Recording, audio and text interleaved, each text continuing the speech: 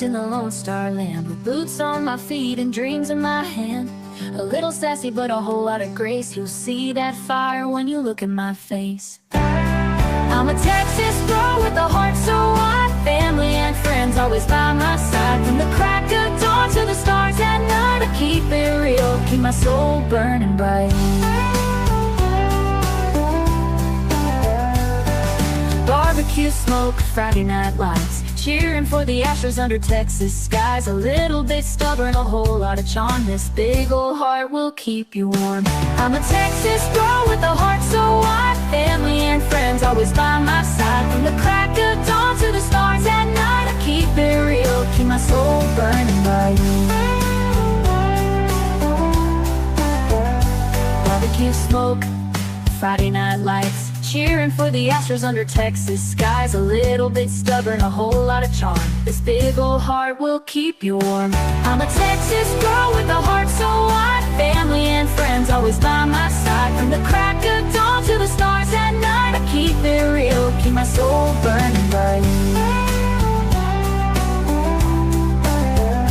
From the bluebonnet fields to the city streets, every step I take feels like home to me. With a little sass and a lot of pride, this Texas girl's got nothing to hide. I'm a Texas girl with a heart so wide, family and friends always by my side. From the crack of dawn to the stars at night, I keep it real, keep my soul burning bright.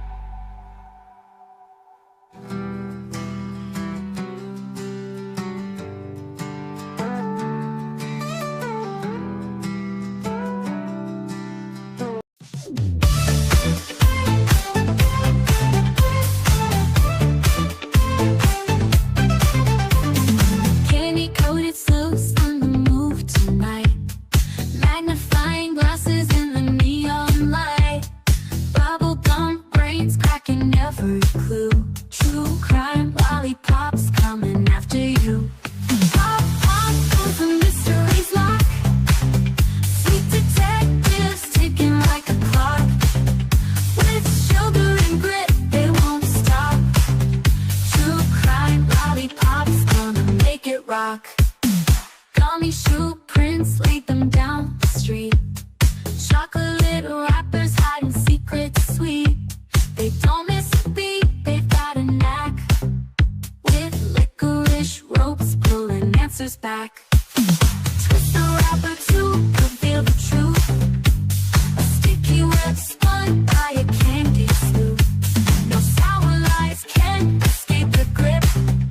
These lollipops always crack the whip.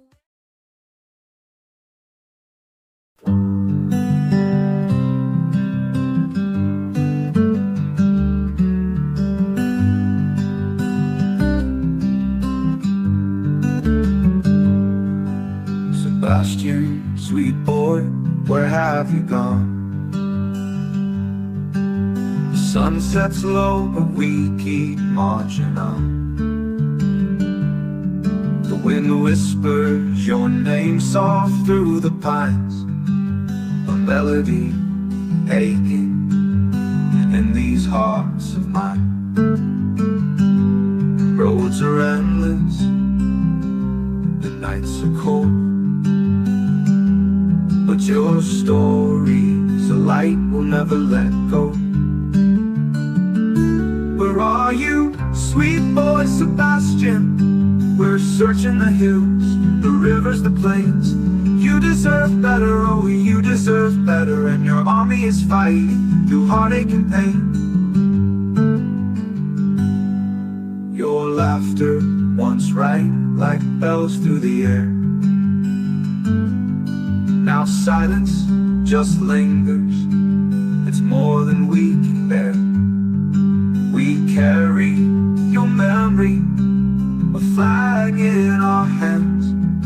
Through shadows and valleys, through shifting sands.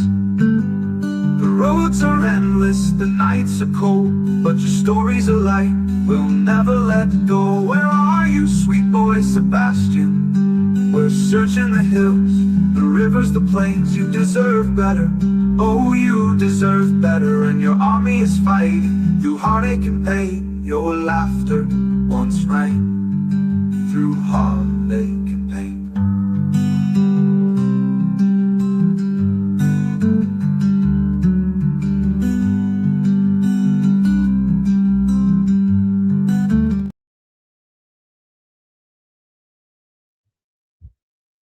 Well, hello, everybody. How y'all doing?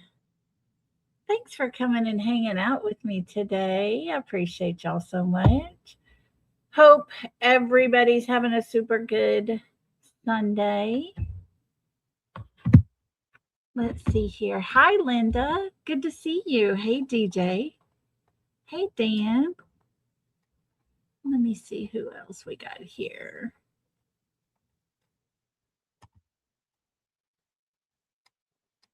Hold on. I'm trying to scroll. Hey, Peggy. Good to see you.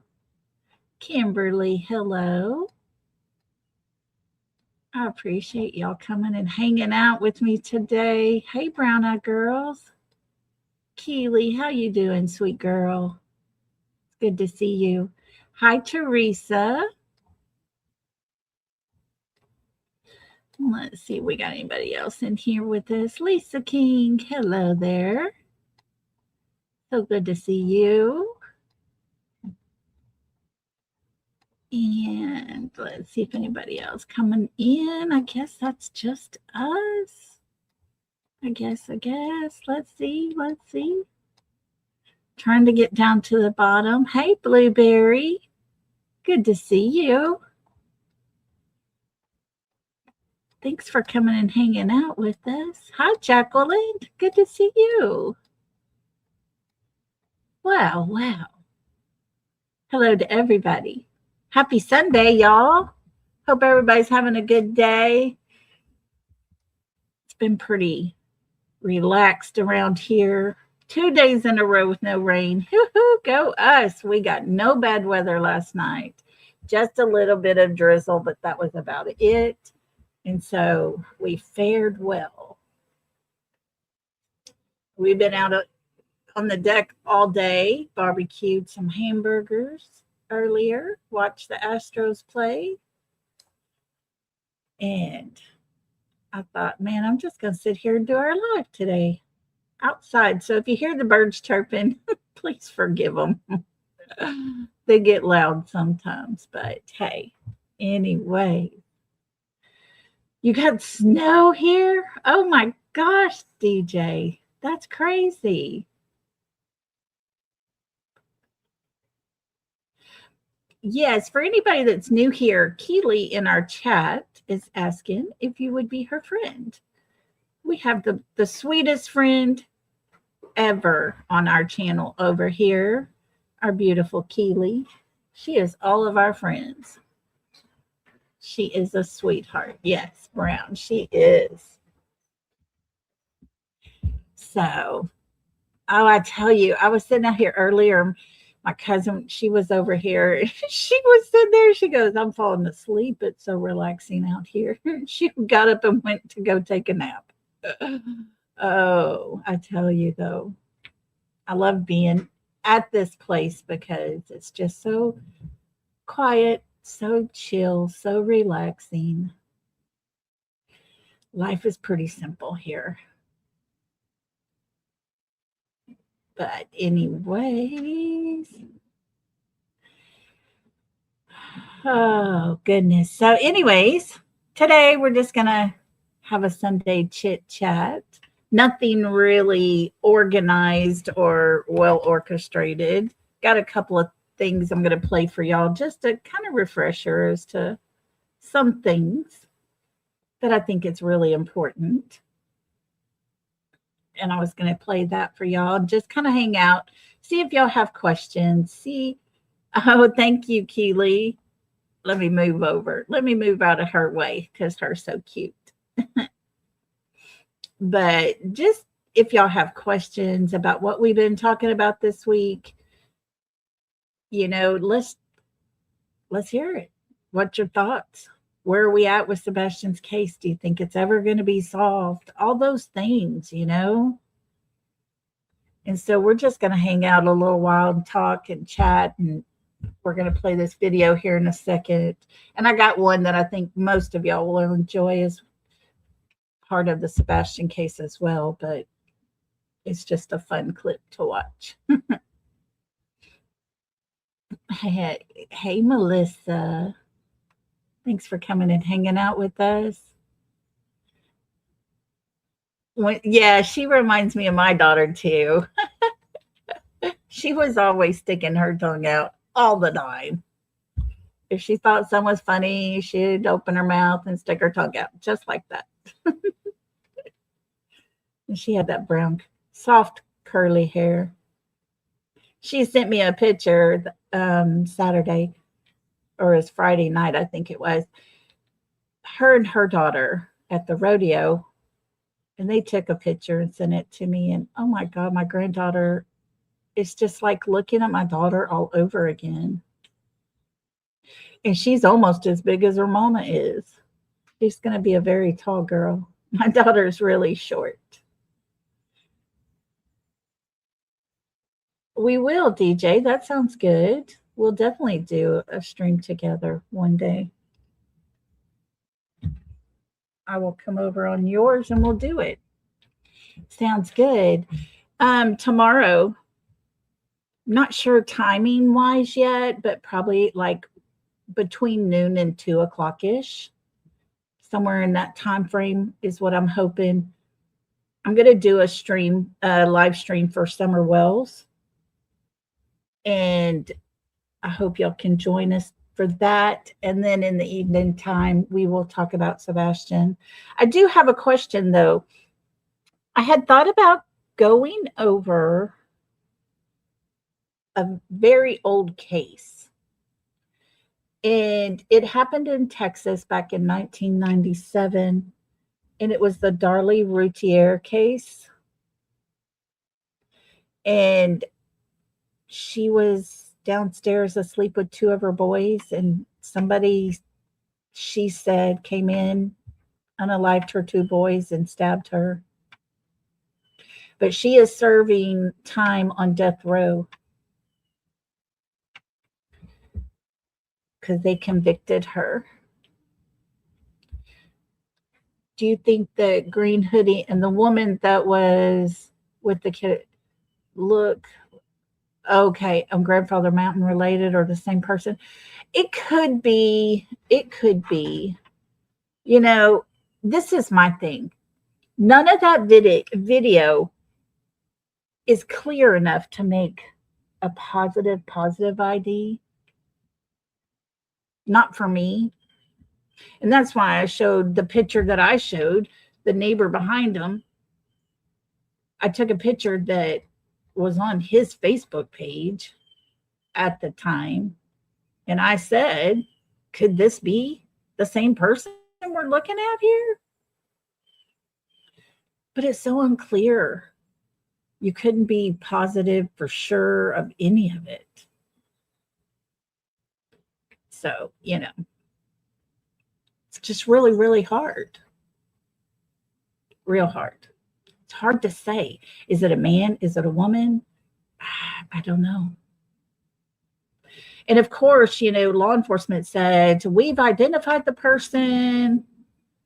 We interviewed her the first week of December, but the person they were saying was green hoodie had died in the middle of November. So can't be that person, right? You could not do an interview with a person who's no longer alive. So, I think I like lollipops. I really do. I like lollipops.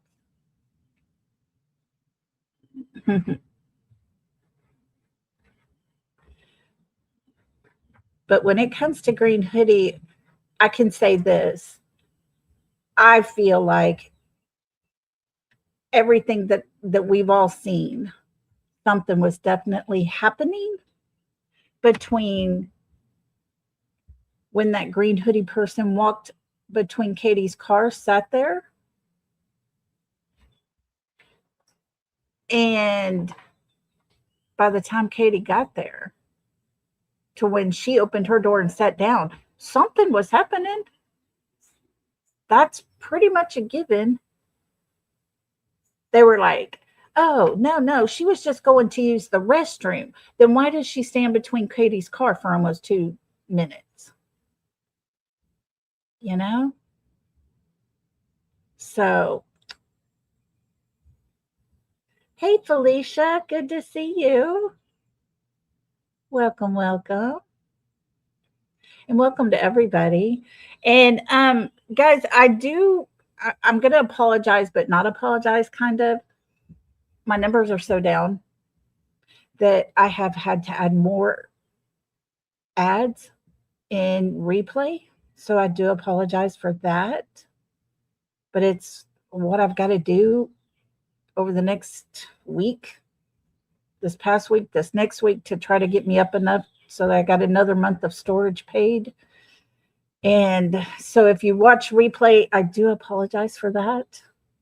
But it's kind of what I got to do because our numbers are so down.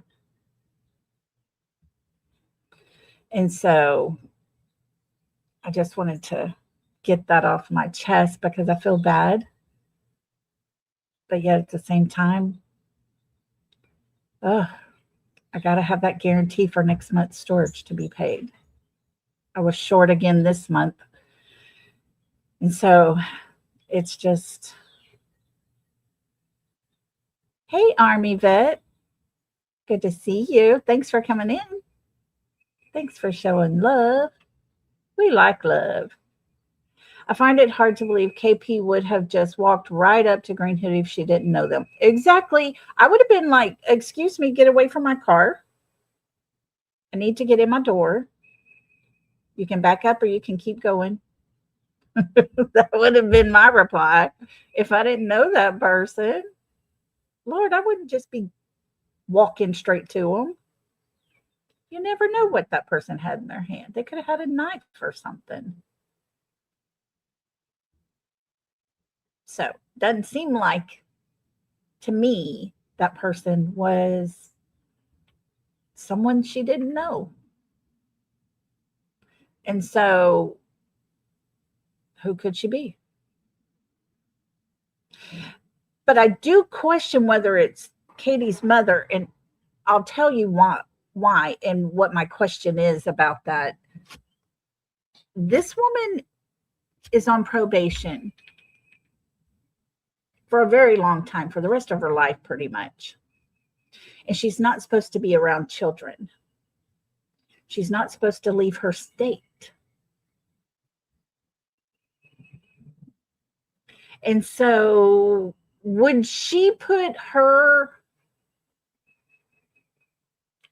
her future at risk like that by leaving the state and going there and being around kids at a restaurant? Because she walked through the restaurant. There were kids everywhere. Hey, Scranton, how you doing? So that's my only question as to, could it be her mother? I'm just not sure she would put her future in jeopardy like that, but she may have. She may have. But I think Sebastian's reaction to that person being there, he was on very high alert. So if he talked to his grandmother a lot on the phone and Katie allowed them to talk, then why would Sebastian have been on high alert at that moment? I wonder if she had told him something, if he was worried. Right, Jacqueline? That family, anything is possible. Yeah. I'm just not sure that she would take time to walk or, to go over to another state and walk across a parking lot and then walk in a public restaurant. because everybody knows those restaurants have cameras everywhere. It's no surprise. Everybody pretty much knows everywhere you go, there's cameras. And if it's proven to be her, then she could go back to jail. She could be locked up again for the rest of her life. It's okay, Keely. You're good, girl. You talk away. It's all good. Thank you for that comment, Peggy. I do feel bad because I don't want to do that, but I'm kind of getting desperate here towards the end of the month. So I had to do it, kind of, you know. I'm just hoping and praying that here in the next couple of weeks, within, I think, over the next 2 weeks, I will be hearing something soon. Be able to move forward in life. I've been scoping out some properties here, that's for sure.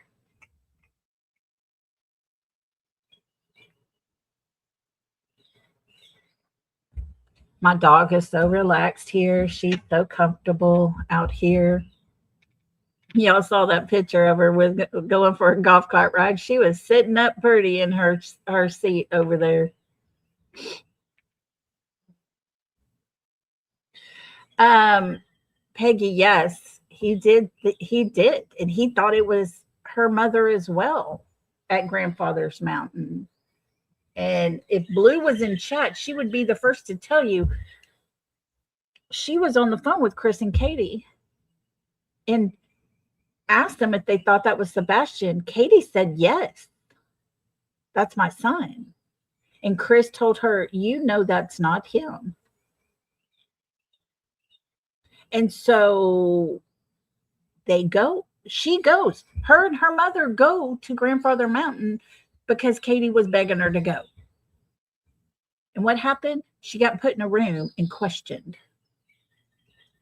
Teresa, guys, if y'all were one of the lucky ones to get a membership from our beautiful Teresa, please tell her thank you so much, because that was so kind and gracious.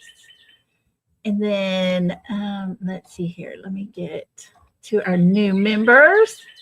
Welcome to the South, y'all. Welcome to the South. We break that good stuff down. We got enough to go around. So can I get a name in there? Welcome to the South.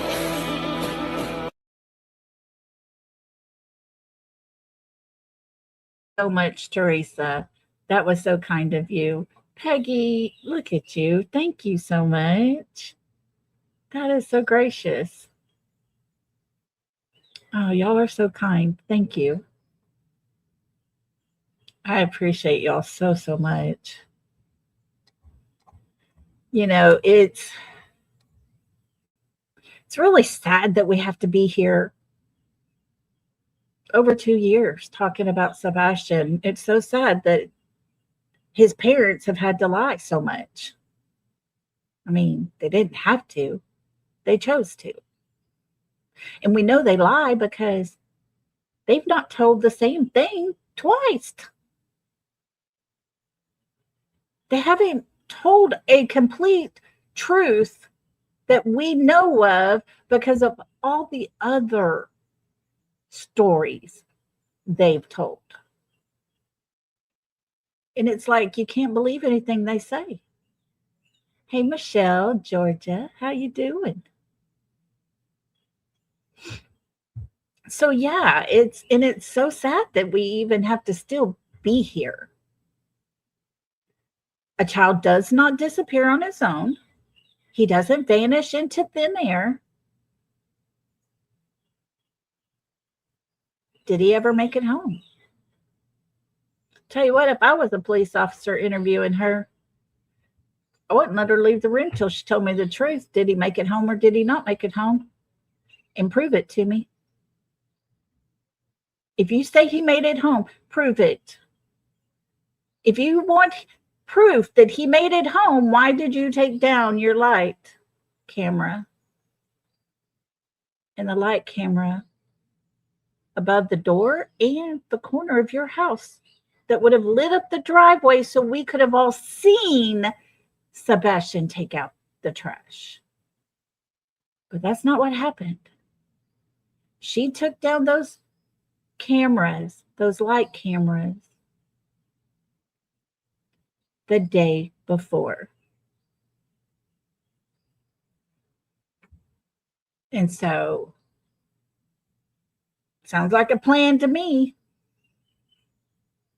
So how else are you going to prove it was him? Because when the father asked for proof of life, they gave the Texas Roadhouse video of him walking to the car. They didn't give the last proof of life, a dark figure walking to the trash and back, because they couldn't prove it was Sebastian. The last time he was seen was when he was getting in his mom's car. Common denominator, the mother. Yeah, let me tell you what else I found out. Sebastian didn't have the door code, is what I'm hearing. Sebastian never had the code. She would unlock it from her phone when he got off the bus. He would text her. She would unlock the door, and he would go in from there. How crazy is that? No wonder she left snacks and a pair of shoes and a blanket on the front porch. He didn't even have the code when he lived there to get into his house. And if you remember, the neighbor had said on that Friday, she saw him get off, or I think it was Saturday. He got out of the car. He went to the mail, checked the mail, came back up. He started walking towards the front door, but he turned around and went through the garage. He didn't even have the code to get in the front door. That's the kind of parents we're talking about. And it's aggravating as hell. That's for sure. Because should they ever be on a trip, and Sebastian did come home to that home, he would never be able to get in. Hey, you are my only heart. How you doing? I mean, he can't even call his mother. She doesn't have the same number. It's been changed twice. Instead of keeping the same number, just getting a new phone. No. People had her old phone number. People started getting her old phone number instead of blocking those calls so that her phone could be open for when her child decided to call her. Nah, she done changed it twice, y'all. But we're supposed to believe, nowhere, nothing about any of the sort of where he might be? What happened?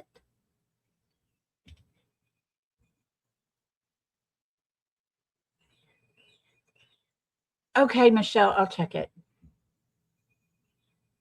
I will. I haven't checked my emails or anything yesterday or today, and I do apologize for not coming on yesterday. I had a really bad headache, and every time I tried to look at my screen, it just made my head just hurt. So I didn't come on yesterday for that reason. And then today I've just been chilling.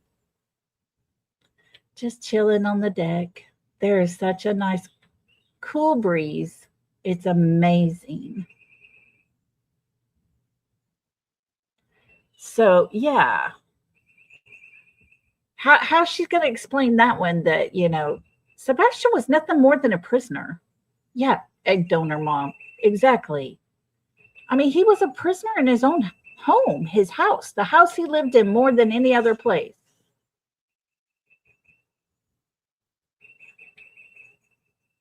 It's just sad. Just sad. Well, let's go ahead real quick. Let's watch this one. Now, these channels are their channels are listed in the description of this video, so y'all can go back and see where we're at. But this one is a deleted interview from when Seth and Betty and Tony were all dealing with court with the prophets. I wanted to share this with you because Court TV took it down. I think, Tony, Seth got a little snippy in it, but they said their true feelings. And I want to play this. So let's watch this, and then we'll talk about this one for a while. This is Titanium Built that did this video. Amazing job. Maybe it'll get bigger. Here we go.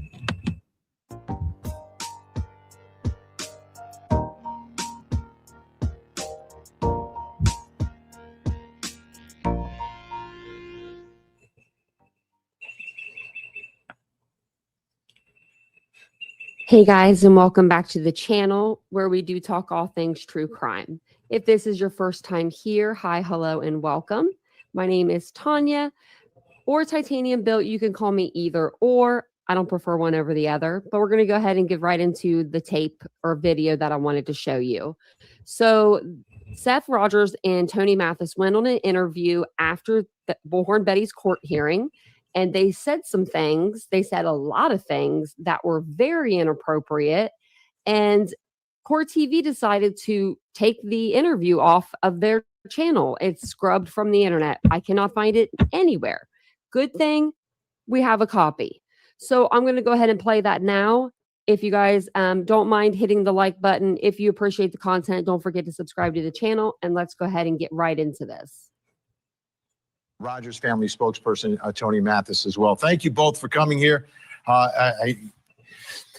What's your reaction, Seth and Tony, to what happened today or yesterday in court with Bullhorn Betty? And what are your thoughts about Bullhorn Betty and what she's been doing? Well, Vinny, first off, thank you for having us tonight. Let me be crystal clear about something. That entire family lied under oath to get those protective orders. This family has spent more time trying to silence people than they have spent looking for Sebastian. We know for a fact that there's no proof that Sebastian walked out of that home. And it makes you wonder what else they're lying about, Vinny. It also makes you wonder what would happen if Sebastian would have been able to file a protective order against his stepfather. Seth, your reaction to what happened and what is happening in all of this? My professional opinion, I would say something along the lines of Chris and Katie did something to my son. They're using Sumner County to cover it up and to hide themselves from the actual law. And let me ask you, Seth, and we have no independent information. We know that police are saying there's no suspect. No one's been named as a suspect in any of this.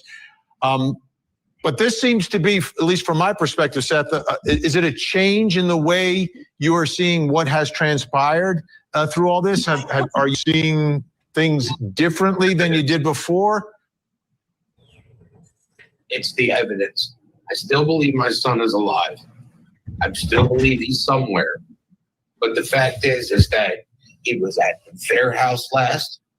There is no evidence that he ever left the house. And they, as Tony has stated, they have spent more money and time trying to get people to not speak about Sebastian than. Boy, Seth hit it on the nail there, didn't he?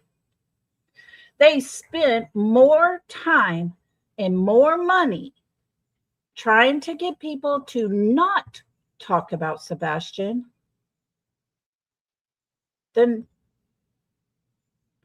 letting people talk about their child. Speaking about Sebastian, Sumner County hasn't come out since April with anything, and Katie won't come out and speak, won't ask for help. to find Sebastian, I really have to say that she never loved her son. And on top of that, I have the DCS reports that I've written, that I have literally took me an attorney to get them. Sebastian deserves a restraining order from those two psychopaths. Woo! Seth, tell us how you really feel, brother. He's not lying. Sebastian should have had a protective order against them both long time ago. Tony, now you've accused them of lying, the Proudfoots, right? So what were they lying? What were they lying about from your perspective? And again, we have no independent information or confirmation that they said anything that was untrue or verification that what they said was true, like either way. But what were they lying about from your perspective, and what's the evidence from your perspective that they are not telling the truth? Well, they actually were lying, and it was proven in court that they were lying about what they stated in the protective orders, which was that she had had physical contact with them, that she was following, stalking, and harassing them. And even on the stand, Mr. Proudfoot admitted that he had never met her in person. So in my opinion, it's a little difficult to be stalking somebody that you've never met in person. And it goes to the many inconsistencies that have been told by take note who's sitting right directly behind them. Just saying. Mr. Proudfoot since the very first interview. Not one of his interviews have matched up, Vinny. And when you say the interviews haven't matched up, you're not talking about, so I just want to make this clear to everyone watching. You're talking about the disappearance of Sebastian, not about Bullhorn Betty in this case. Yeah, the Bullhorn Betty lies were just another long string in the lies that they've told since the beginning. If you go back and break the interviews down from the very first interview they did all the way from Nancy Grace and beyond before they quit coming out in public, you can see one inconsistency after the next. And the great thing about telling the truth, Benny, is when you're doing that, it's always the same. It doesn't change. So what's the... What? Tony, let's hear you say those words again, shall we? The truth never changed. Did all the way from Nancy Grace and beyond before they quit coming out in public, you can see one inconsistency after the next. And the great thing about telling the truth, Benny, is when you're doing that, it's always the same. It doesn't change. The words of the late, great Tony Mathis. The truth never changes. So obviously we've not been hearing the truth from those two, because we would have that story recited in our heads. We would know the words of truth, but because they would have repeated it every single time the same. But when you tell a lie, it takes effort. It takes a thought process.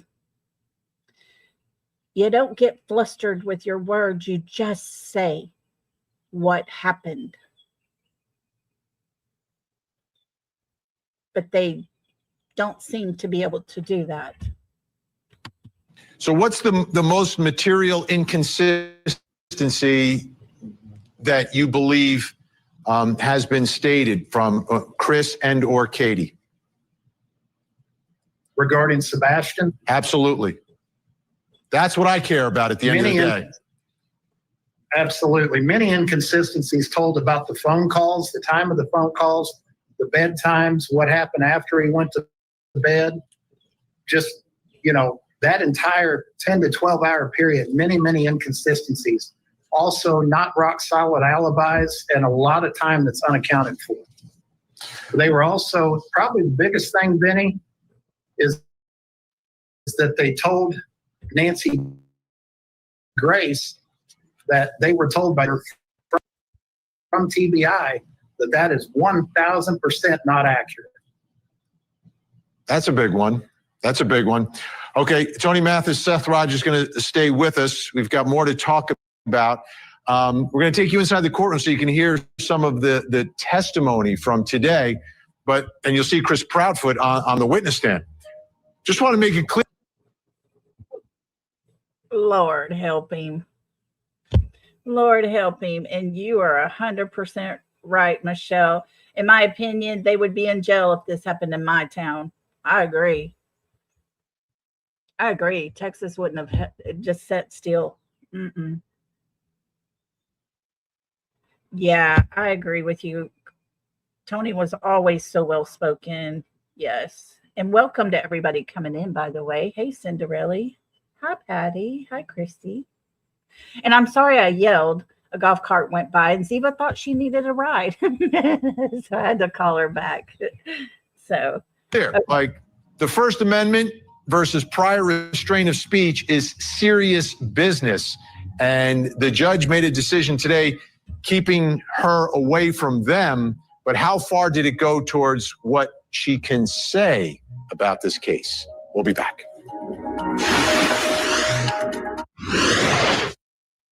Have other people contacted you based off of Ms. Griffin's conduct on her social media accounts? Hundreds. Okay.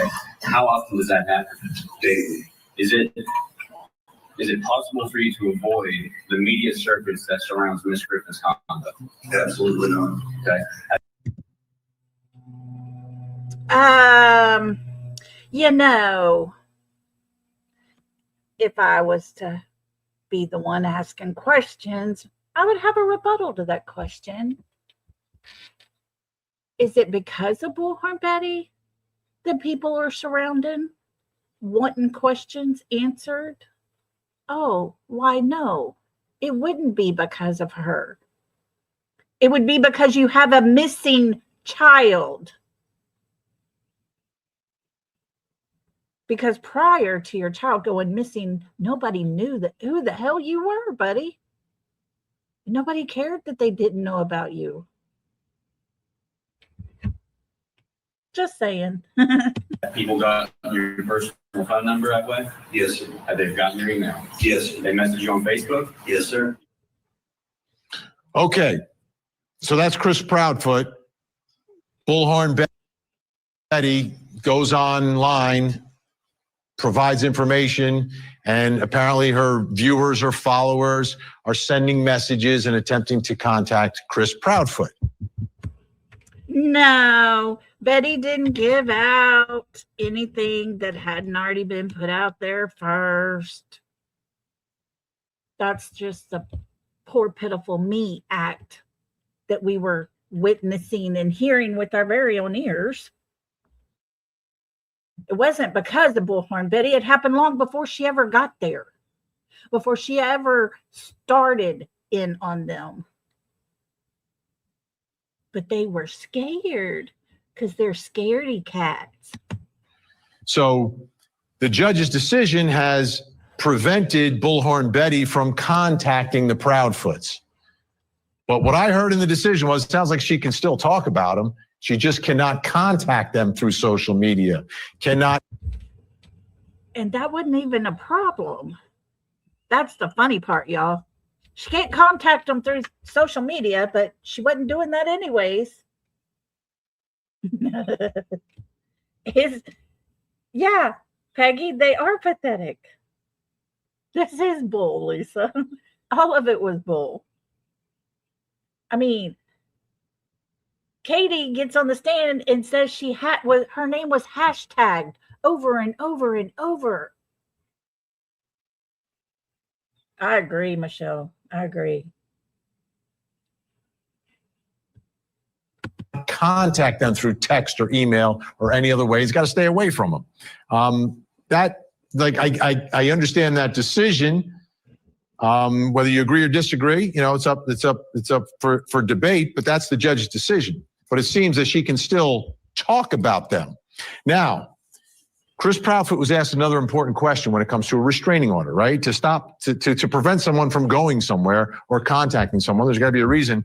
He's asked, why are you afraid of Bullhorn Betty? Take a listen. What are you afraid of from Andrew Griffin?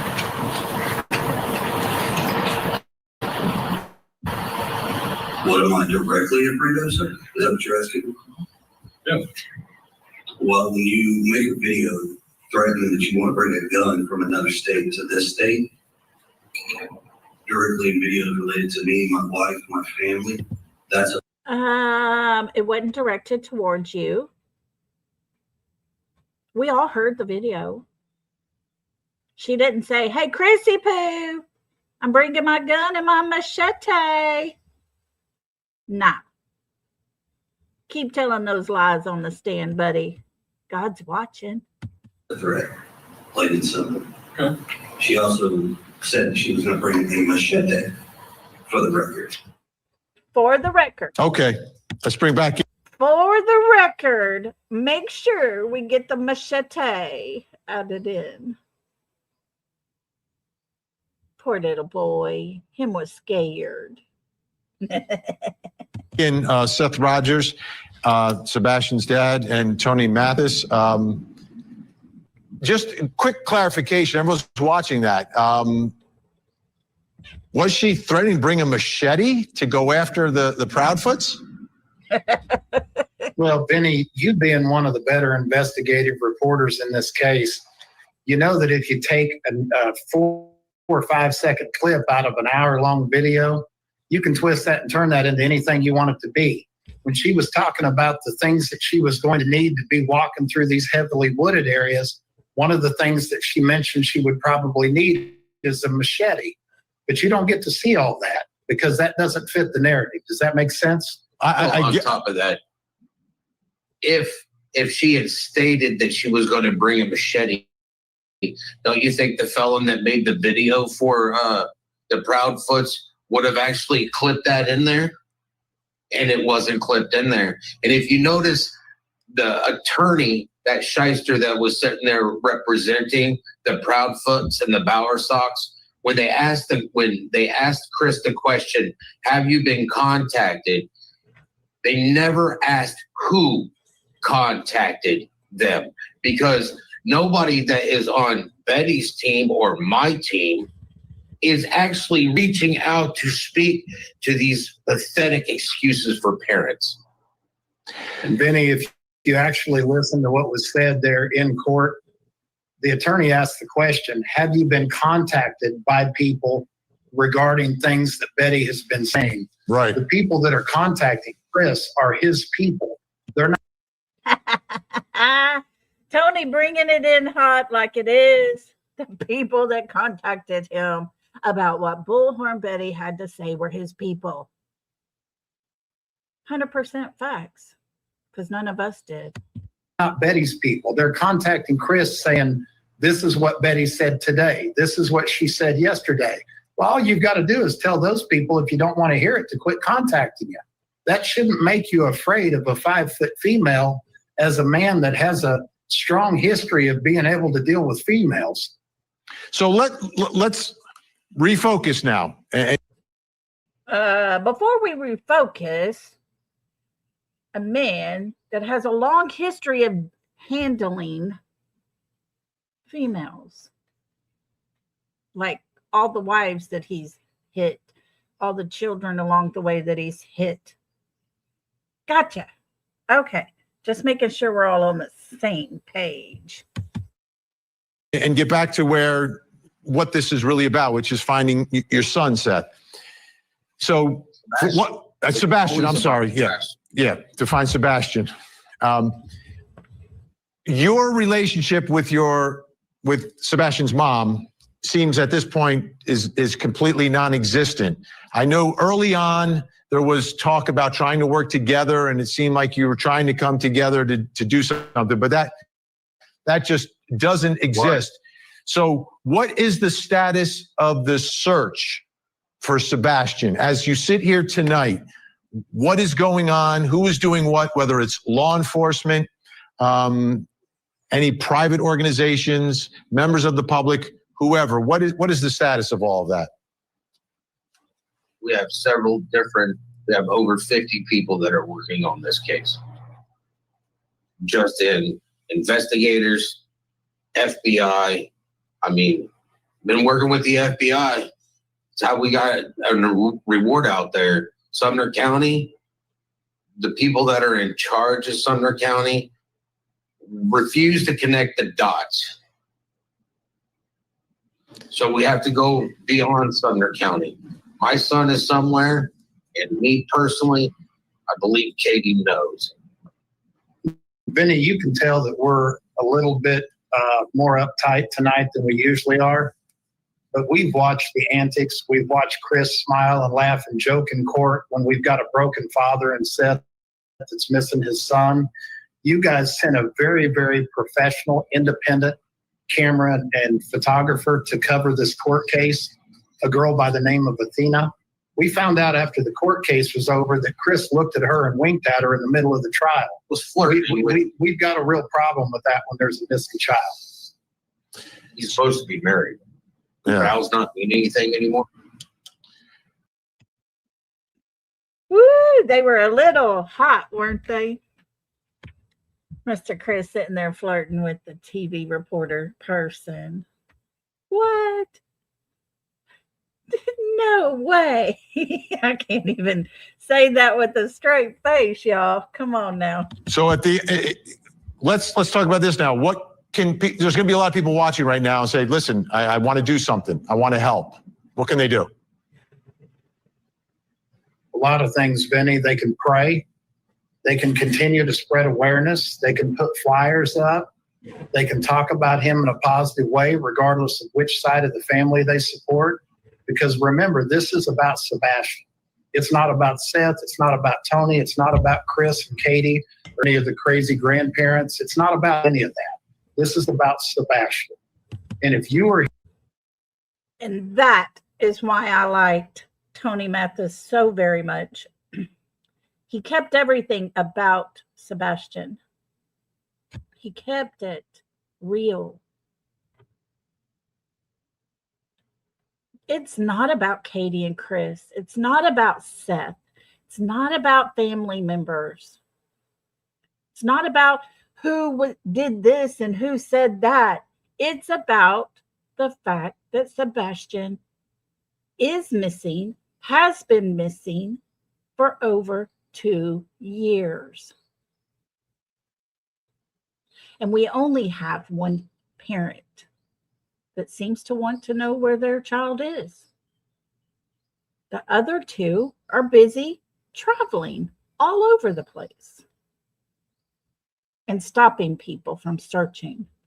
Here for Sebastian, your focus should be Sebastian Wayne Drake Sebastian. Rogers. That's it. Nothing else. Absolutely. He's the one missing. Unfortunately, the judge wanted to sit there and offer his condolences for our loss. My son is missing. I understand that that judge's child passed away, and that made him emotional in this case. Judgment from the judge should have been blind to begin with. He was emotional, and I'm pretty sure my son is lost. He is alive. He is missing. All right, that judge buried their child. Seth Rogers. Sebastian is alive. We're out of time for tonight, but I appreciate it, and we'll stay in contact. Seth Rogers. So there you go, guys. I wanted to share that with you because that is something that kind of has been passed over. It's old, done, put away. But let's just hear one more thing from Seth about how he really feels. I think y'all will like this one. Hang tight here. All righty. Hey, Chris Proudfoot, if you're listening to this, you can't hold that over my head. I told you. You're going to piss me the fuck off, and I don't give a fuck who knows. It's your fault. It's your and your wife's fault. You guys don't deserve to be around kids. And there you got it. There you go. Wowza. That was Jay for Justice podcast there that did that for us. Just that little clip. Because he had something to say. And I don't blame him. I mean, oh my gosh. If your child was missing and you have people that want to hold things over your head about something that happened to your child, you know, you would think it would be something that happened in your home, not theirs. But they forgot about that part. And that is when he was threatening Seth that he would tell what happened to Sebastian when they lived in California. About the 13-year-old young man that was in Katie and Chris's home at the time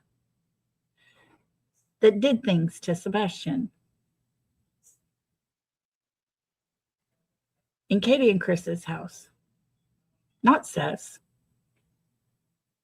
But he threatened Seth about telling. Because after they learned about what happened to Sebastian, they wouldn't want to support Sebastian. As if that made Sebastian weak or dirty and grungy, and nobody wanted to even have anything to do with him after hearing that. No, that just lit a fire under us even more. Because that happened under their roof. Their roof. Katie and Chris's house. Under their care, their watch. In their home. Just like the day he disappeared. Under their watch. Their home, car, wherever, however. It's not okay. You don't use the assault of a child as a threat to a parent to make people stop talking about it. You know, I was on Sebastian's case this whole entire time, and I was all for, you know, let's find Sebastian, let's find Sebastian. But what put me over the edge to where I didn't want to stop ever is when I heard about the CPS reports, what that child was suffering in that home. What a teacher has said about what she saw from the abuse that child was suffering from in their home. When you have a principal that says that family, they are monsters, be very cautious.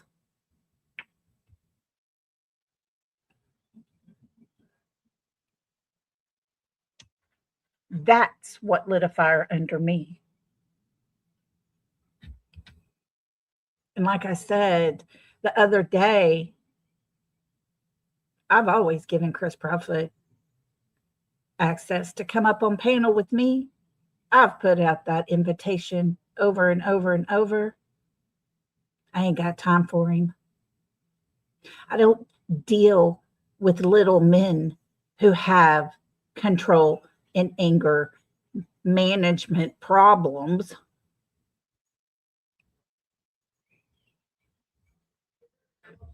He wouldn't come over here anyways, except for to troll or send his little minions over here to troll.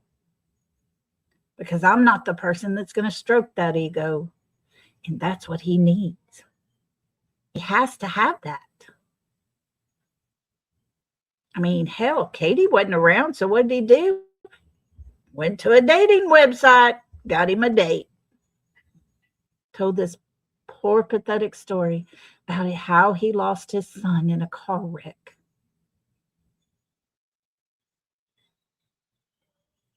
I mean, his ego needs to be stroked.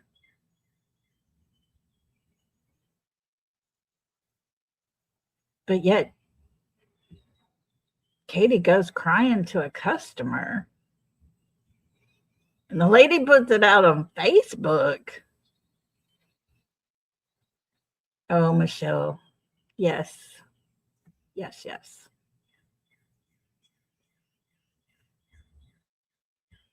I agree, Patty. I think Tony saved Seth. I think Seth taught, or Tony's taught Seth how to control that rage he felt, that anger. You have a child that's missing, and the mother of your child won't even speak to you. There's a problem there. It's a big problem.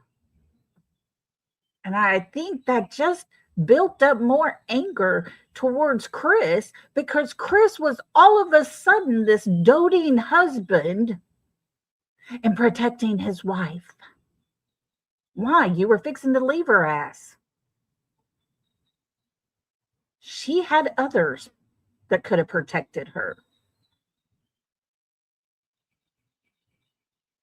But I do think Tony did what he needed to do for Seth. It's to give him that outlet, to yell and scream at him, but to control himself. Because these people don't play. They play dirty. The Proudfoots play dirty. I'll take you to court. You mention my name. I'll take you to court. Well, hell, look at their friend Texana. That blubbering idiot. She filed a suit against Seth, and her star witness was Chris Proudfoot. Because Seth said something about Chris, so Texana filed suit against Seth. Make that shit make sense. That's how stupid these people are. They're thinking they're going to mind screw everybody to the point, well, I don't want to talk about them because I don't want to end up in court. Oh, please. Give me a break.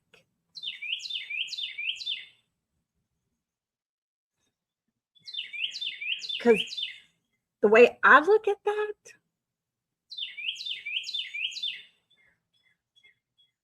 when that person gets on the stand, my lawyer will ask questions I want answered. Like, under oath, did Sebastian make it home that night? Chris, were you there? Did you come home on that Thursday and not leave till that late Sunday night?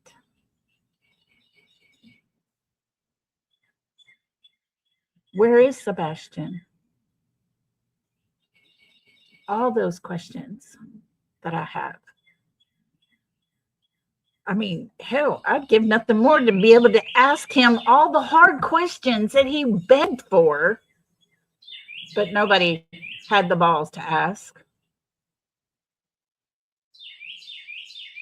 I wouldn't care if it was on the stand or in a mediation room. I don't care where it would be. I got those hard questions still. Just waiting for him. Yeah, Patty. Yeah, 100% for sure. He will. He will.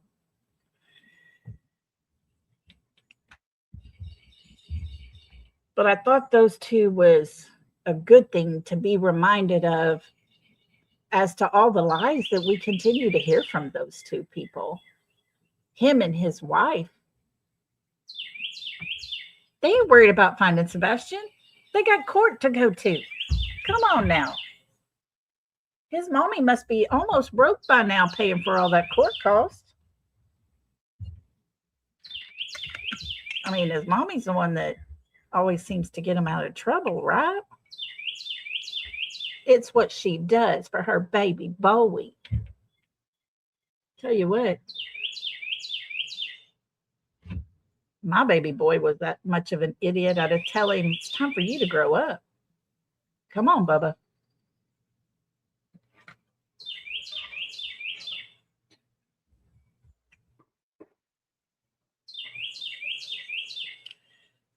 And yes, Michelle, Sebastian's case, there's nothing new, nothing more to say.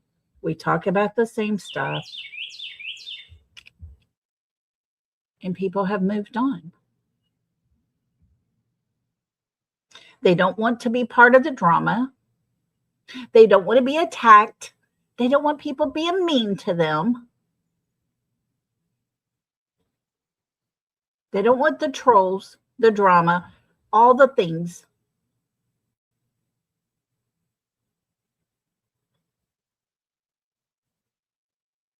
I know, right? She could sell another couple of houses to fund their court cases. Thank you, Texas Plain Jane. It is so relaxing just sitting out here. The neighbor across from us over there, he's got 3 old men on his front porch, and they're over there just talking and yakking. I'm surprised y'all can't hear them. If I had a son, I'm not going to stand there and let my son treat this child or stepchildren, anybody's kids that way. Yeah, I agree 100%. My son would never do that. No. No. My son was raised better. He sure as hell. He's fat. This is my son, okay? My oldest son, the one that I was just living with for a little while. When he was about 9 years old, there was a girl that lived across the street. She was cussing him up a storm. Kept telling him she was going to hit him. He kept trying to walk away. She got a stick. I sat there and I watched it. She hit him about 3 or 4 times. My son turned around and would tell her, stop. And he would walk further, closer, getting closer towards the house. She'd follow him, hit him again. Happened 3 or 4 times. Finally, I said, okay, I've had enough. I opened the door and I called out her name. And I said, honey, I want you to know something. My son was taught not to hit girls, but I'm fixing to give him permission to do just that if you don't stop hitting him with the stick. He looked up at me and goes, thank you, Mama. He wouldn't hit her. He wouldn't strike her at all. He wouldn't stop her because he was taught and raised that way. Obviously, Mr. Chris wasn't raised that way. But when Mommy got him out of trouble, why would he want to learn a lesson? I mean, come on. Lives his first wife in a pool of blood? Left a hammer laying there and everything? What? Miraculously, he goes to the Navy.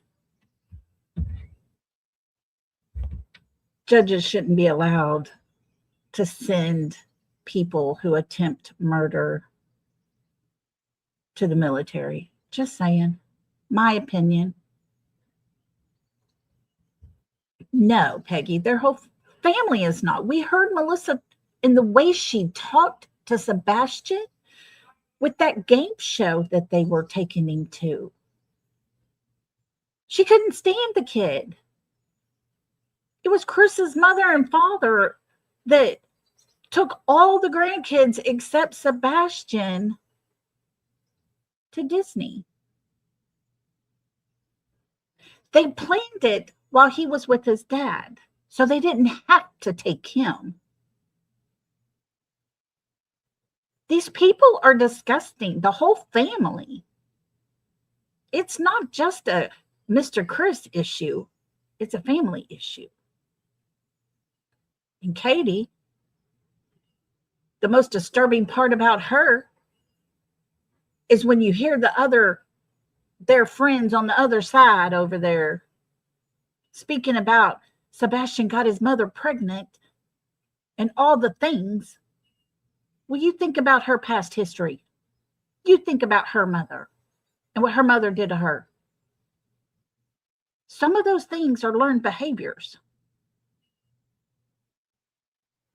And not one of those people on that panel ever said it wasn't true. That's the most disturbing part. That's forever stuck to Sebastian's name, whether they like it or not, whether that was their goal or not. It stuck to him because they apologized to Katie. What are you going to do when Sebastian's 18 and he walks in the door and he's saying to these people who said those things about him, where's my apology? Are they going to apologize to him?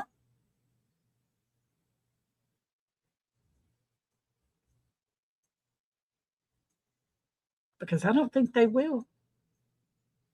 They're not scared of Sebastian like they are Katie and Chris. And for some reason, I just can't figure the shit out. Why are they scared of him?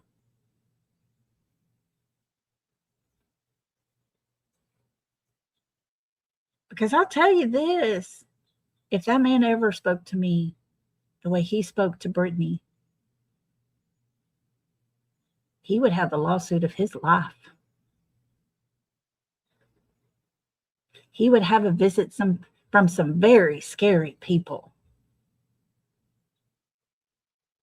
That man might not be able to speak ever again.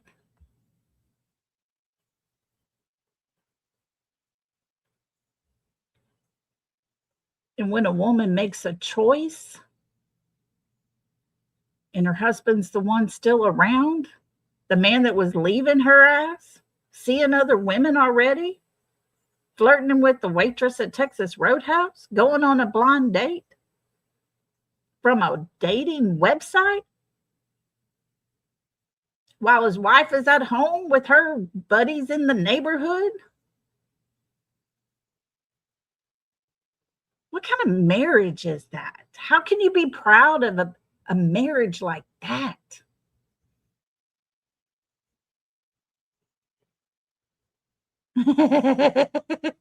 There you go, too, Stefan. There you go. I'm telling you, my kids were, I would have busted their butts. Let me tell you, I would have tore them up. They are. All of them are disgusting. And because I don't play their rules, I'm one of the bad people over here. Because I speak up against what Katie and Chris has done to Sebastian, although I don't have the proof in front of me. The funny part is they got all the CPS reports in front of them. So they must support that, right? I have a heart. I see a father who read the CPS reports, who was so angry and so mad and so sad and so disgusted that I believed when he told us, every one of us, if you read all of the reports, even the counselor's reports, it would keep you up at night. Than hearing what others were saying about the abuse he was suffering.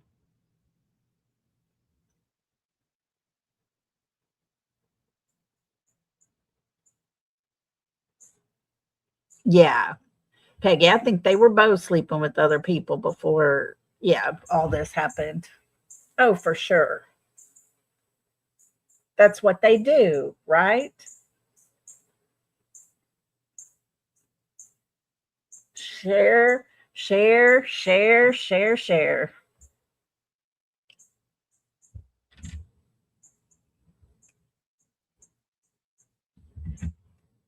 I don't know. Oh, okay, good girl, Ziva. I couldn't find my dog. I was like, where'd she go? She's laying on the steps. But yeah, Sebastian had to live with that. a mother and a stepfather who are obviously miserable in their marriage, that they had to go look elsewhere. I mean, what kind of life is that to live? What kind of life is it when you have to go to school and confide in your teachers what actually happened to you in your home last night? What kind of life is it when your mother gets a report because the abuse is continuing and she didn't stop it from happening? She allowed it to continue. What kind of mother takes down lights at the front part of her home, and the next day her son goes missing? What kind of mother is that? Sure as hell not the kind of mama I ever wanted to have. Thank God I didn't have a mother like that.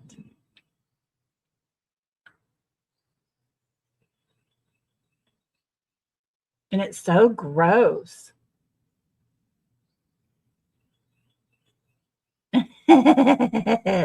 That's right, two-step. That's right. My mama said never start it, but if it's bad, we can finish it. That's right. I always told them, if you throw the first punch, you better be ready for some punishment when you get home.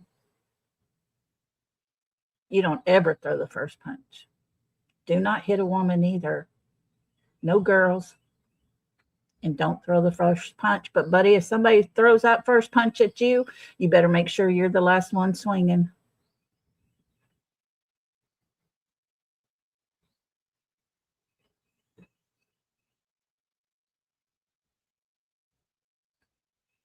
It's just so sad, because at the end of the day, grown-ups can be idiots. Grown-ups can make poor choices in life. Grown-ups can make all kinds of mistakes.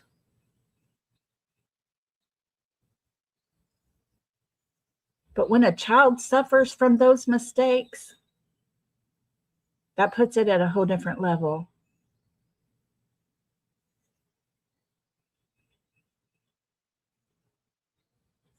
Hey, Susanna.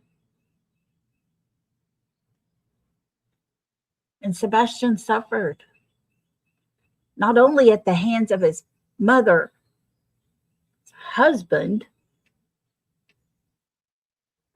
but at her allowing it to happen. I've been told of instances where she was actually watching the abuse happen. She didn't stop it.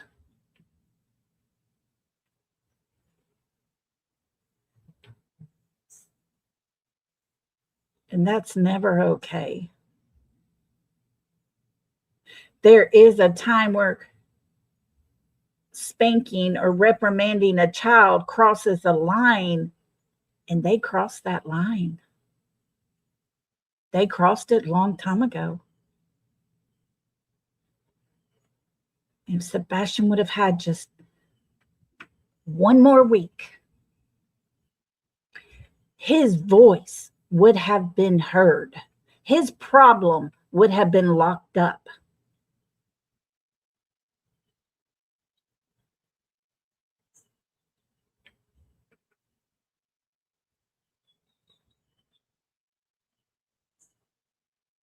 Because the abuse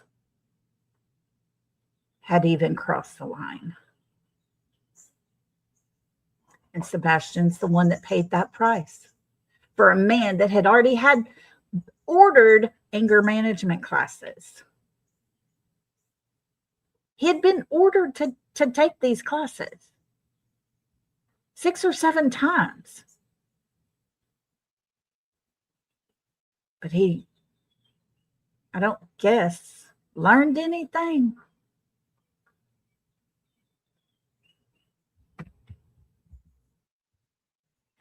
It's so sad, because Sebastian's the one that paid the price.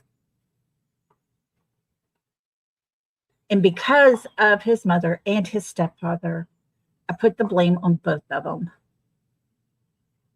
Chris is the one that put out the ultimatum. The neighbor heard it. It's either him or it's me. You choose. Chris couldn't be home for the next 30 days or so because of the last CPS call.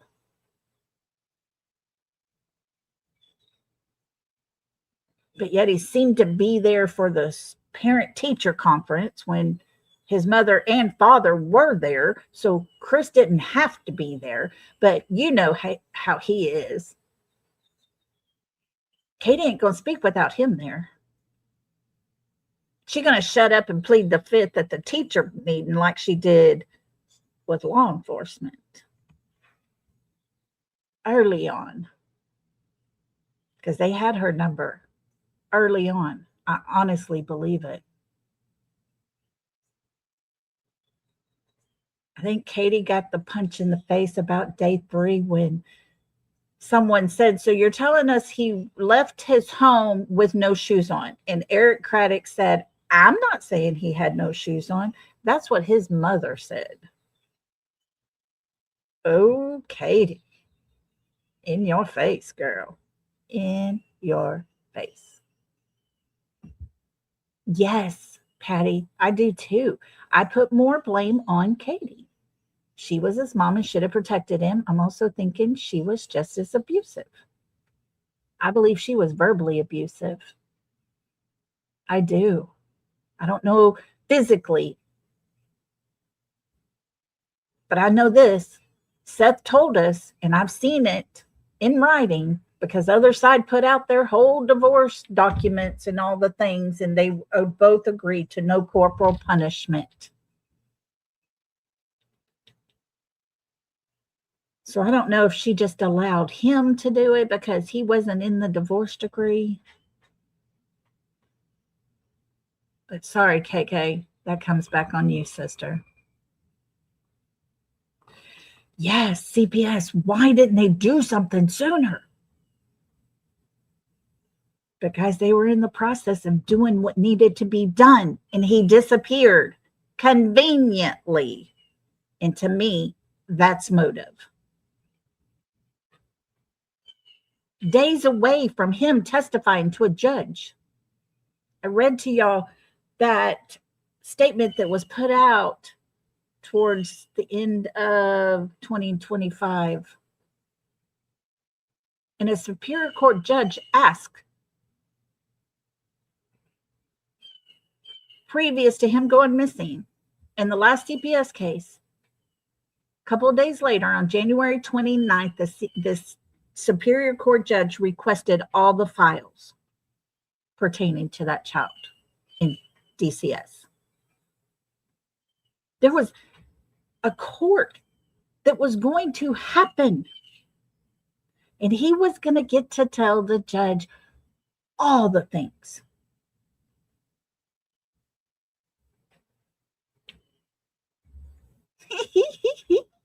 Straight talker, we're not talking about Nina's child custody case, you freaking idiot. Keep it up, though. Good try. It had nothing to do with the court custody case. But I will say this. Had that judge made the right decision, straight talker, Christopher Proudfoot would have been locked up if Sebastian wouldn't have gone missing. Convenience, motive. There you go.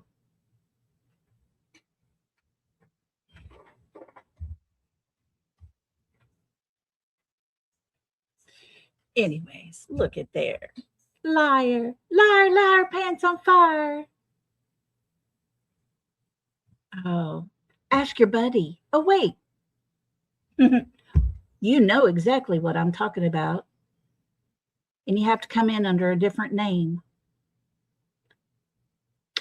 I don't play games with idiots. Don't play games with child abusers. Keep trying, though.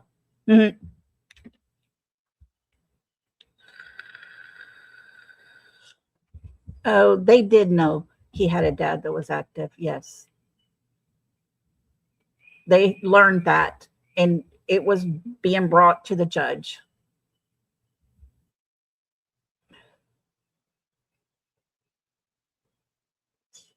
That's right, Patty.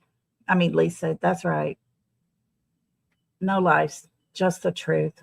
Sebastian's truth.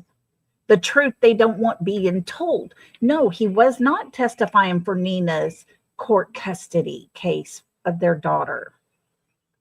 No, he wasn't. She told us he wasn't. He wasn't on the list. The list he was on was a Zoom call with the judge about the abuse he was suffering at the hands of Christopher Proudfoot and his mother allowing it.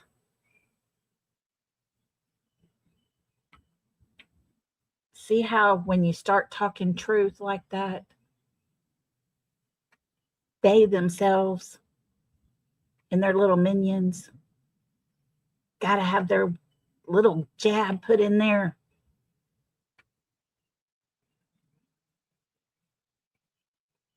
And don't think for a minute Straight Talker is not Chris Proudfoot. Yeah, truth hurts. Truth hurts.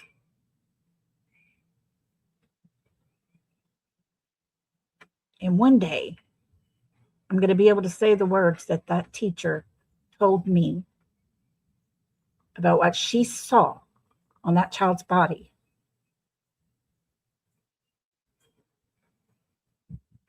And it will make you sit up at night.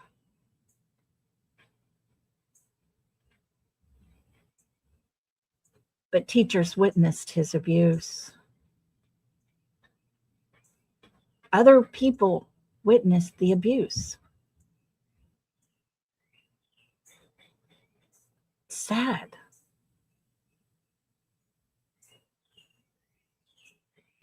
Yeah, they're always listening. It's all good. It's all good. But yeah, let's bring Nina into it. No, that's not what we're even talking about. Kudos to Nina, by the way. That's a mother that fights for her child. If you want to talk about Nina, let's talk about her, because she has fought for her daughter for all these years and never let up. That's a mother. That's what a mother should do, not go on vacations, not leave the house and change her phone number twice. Not, don't tell where we live, don't tell our names because we don't want people to know. A mother's going to stand up and be the loudest supporter for their child. Well, except for Sebastian's mother, of course. I know, Patty, and that's a problem. The teachers, they all knew he had a dad. They knew his dad was very active. His dad was at the meetings and things. He should have been notified. And for that, I believe Seth has a right for a case against them.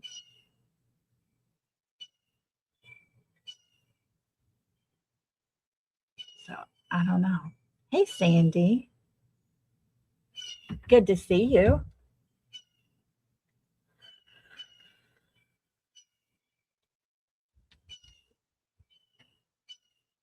Yeah. Oh, yeah. They always got to come and jump in, have their say, turn you into a liar. Okay. Okay. Go on. Play with your other friends because we don't want you. Hey, Kylie. Good to see you. You think Nina took dollars? I don't know, but I know this. She has fought for her daughter. She has fought and fought and fought. They have done their best to destroy that woman, and she has stood up for her daughter. That's what a mother should always do. and not think twice about it. Peggy, look at you gifting 5 memberships. Thank you so much.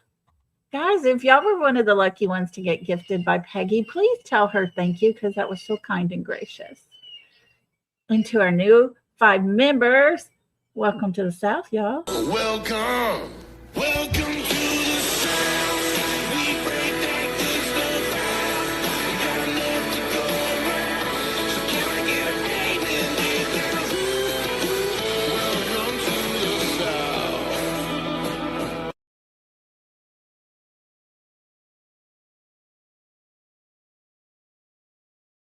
Sweet of you. I appreciate it. And welcome to our new members. Y'all will get to be part of our members live this week coming up. We're going to do a members live. Get your questions ready. Y'all can ask my cousin, Aunt Debbie, anything you want to about me. It'll be a fun one. But dollars to keep it out of court. Yeah, they put her through so much, Nina and the kids. Yeah. Thank you, Peggy. Y'all are so sweet. Y'all really are. I'm so lucky to have a good group of people here because, yeah, we get the trolls come in because we speak truth. They don't want the truth heard. They don't want it put out there. They want to turn you into a liar so that nobody believes what you're saying. It's part of being on YouTube. It's going to happen every case we handle, probably, but especially this one, Sebastian's case. Michelle, how you doing, girl?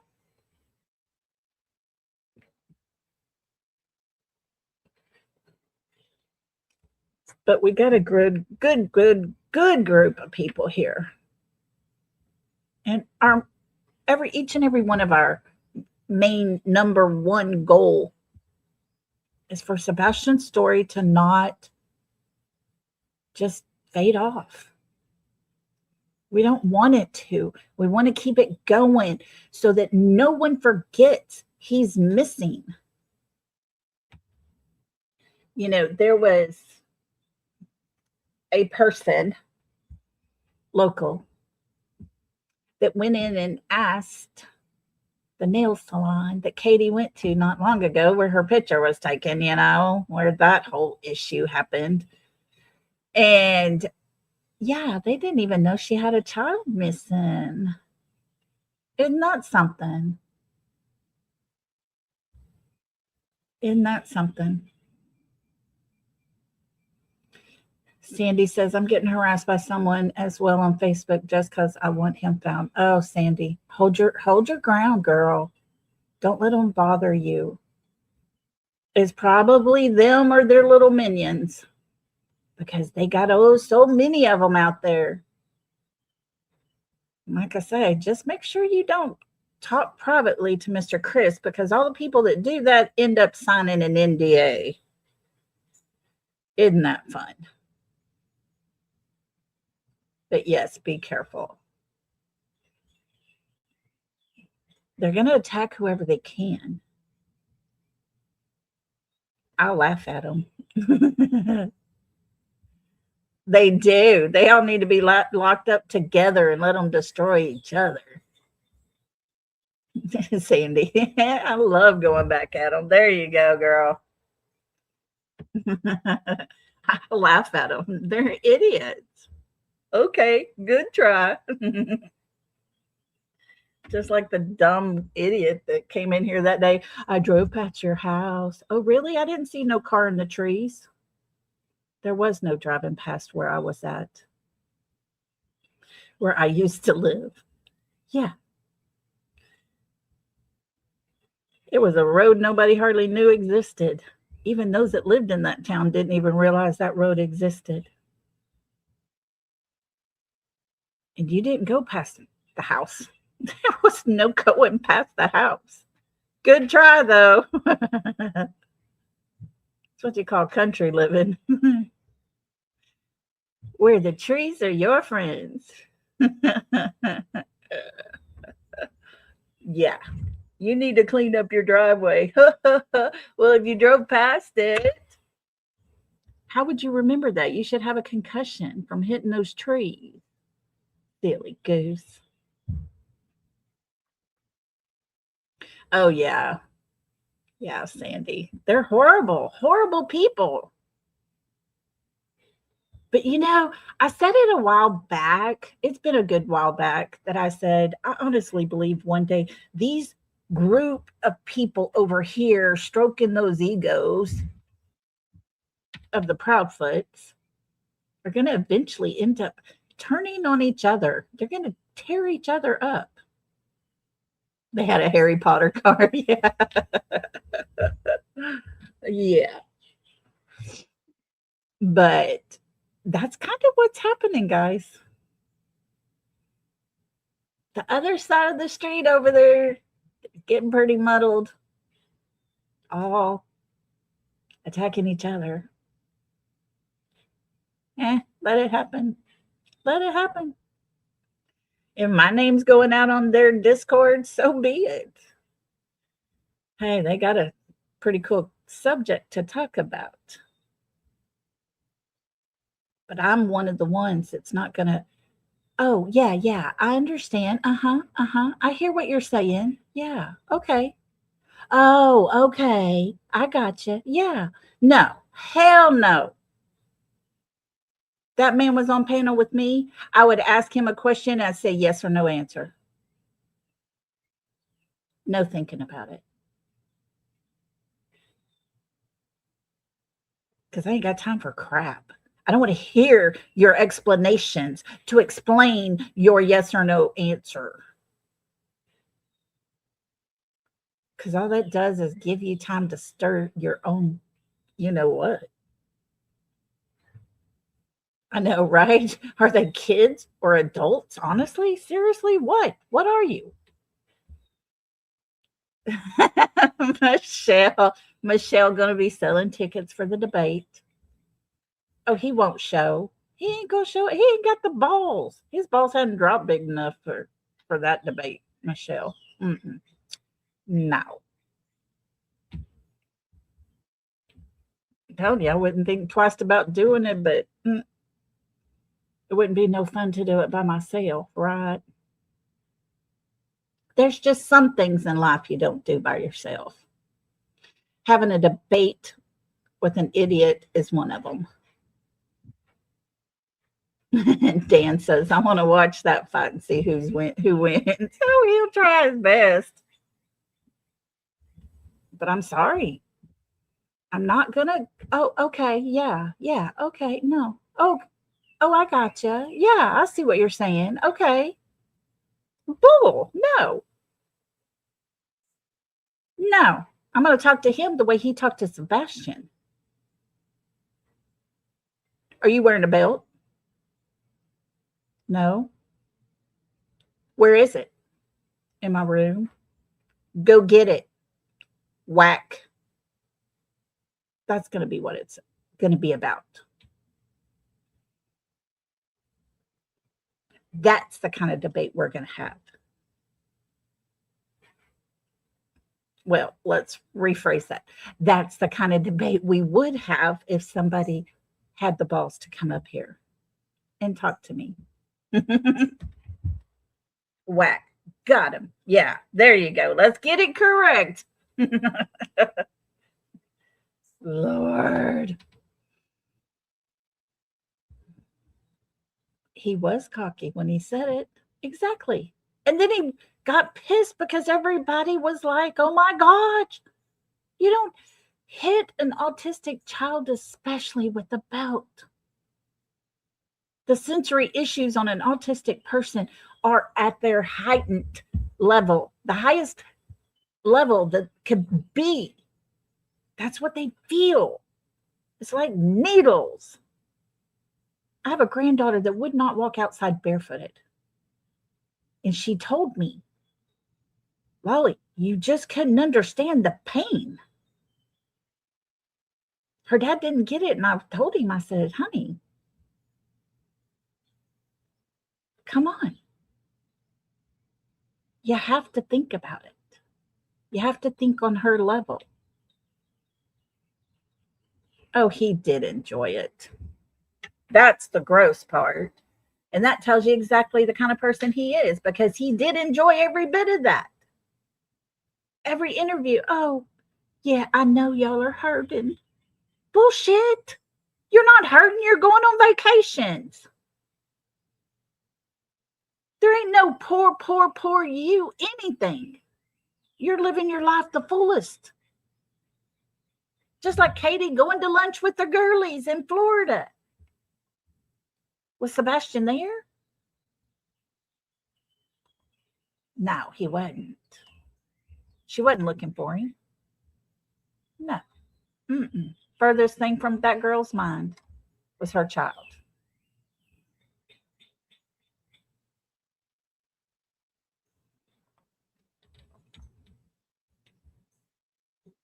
Right, Sandy? Probably between the two of them. But Dan says he's scared of you, Lolly. Y'all, I'm telling you, I will stand up for a child, that's for sure. I will. All day, every day. I will stand up for a child that's not around to have a voice, to be able to have their say so. But yet the stepdad can sit there and talk about said child sitting in his own poop, in his pull-ups, in his pants. Nah, just leave him. He'll have to learn a lesson. Threatening said child's father. I'm going to tell them what happened to Sebastian, and they aren't going to even want to help Sebastian when they hear what happened to him. Oh, you freaking idiot. You allowed that to happen under your roof. We're not turning on Sebastian because you allowed that to happen in your home. We're turning on you, you idiots. That's how stupid they are. Narcissists at the highest level is what we're dealing with. They honestly believe their lies.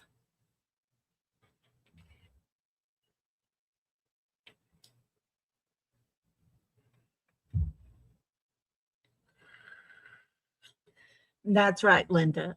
2 years, too long. For sure. We shouldn't be here talking about Sebastian. We should be moving on to other cases, talking about other kids that need the help.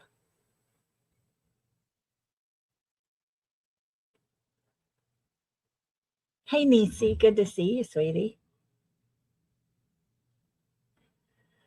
I've wondered that as well, Kylie. Did they put him in a military school? I don't know. I have no clue. None. There was something. Let me see if I can find this real quick. Let me see if I can get this and find it, because this was put out on, there was something put out on X, and I was going to show you guys this. Let me see if I can get it pulled up real quick.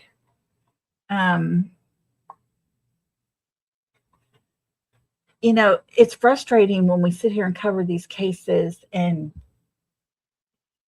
they take so long to get solved. It's heartbreaking. Absolutely heartbreaking.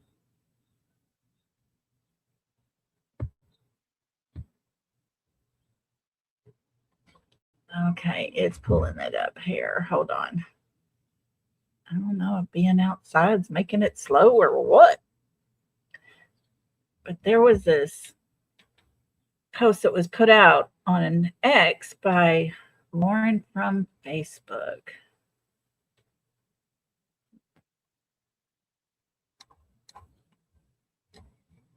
Why quit doing that to me?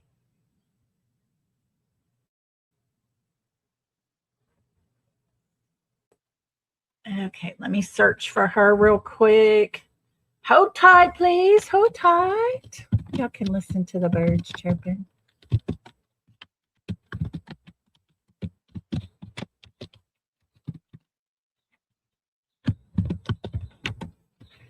All right. I'm going to share my screen and we're going to find this post and watch this. Here we go. Okay, it's still loading, so hang tight, guys. Hang tight. Okay. It says it was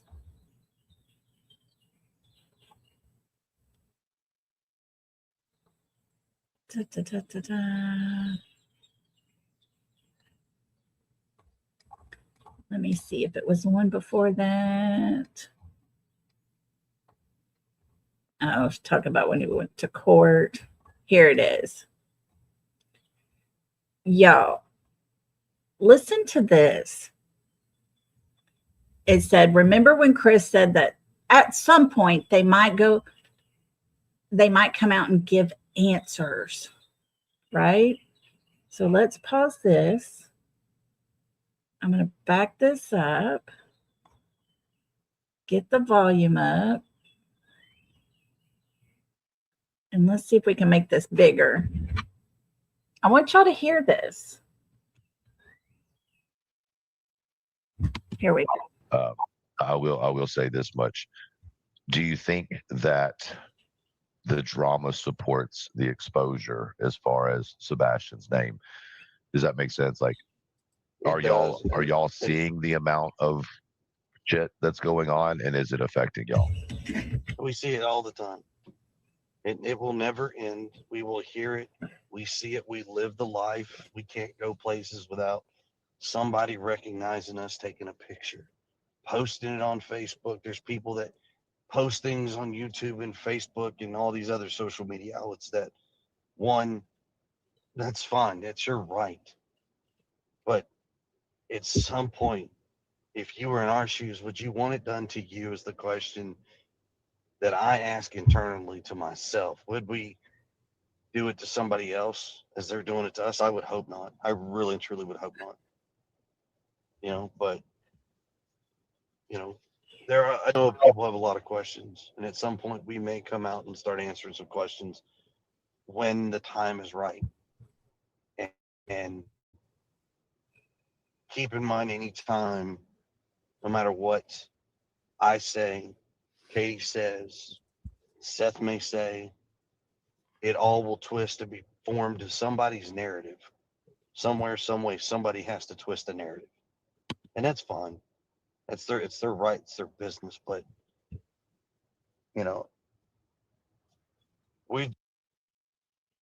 But what? But what?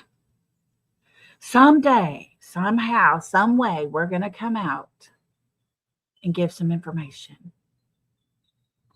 It's been 2 years too long. That information should have been put out.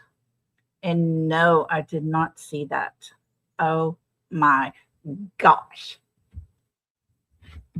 I tell you what, if I was Seth, I would be filing an injunction to stop that.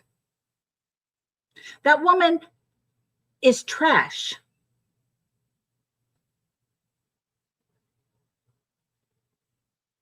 If it was my child, I would be filing an injunction to stop that. But you know who funds her? Let me share with you. Chris's mommy. Chris's mom funds her to do these things. I don't know if y'all remember, but in court for Bullhorn Betty, she was the woman that walked in, whispered to Kathy. Kathy whispered to Chris, and Kathy and Chris got up and walked outside with her. They had paid her to find all kinds of information. She is listed on Kathy Bowersock's employees list. And nothing should be allowed to go public from any of them because they're suspects, the whole damn family. And that's not me, that's law enforcement. But yeah, why are you going to sit there and say that we can say something, but they're going to twist the narrative? No, we don't twist the narrative. It's your words, buddy. Your words.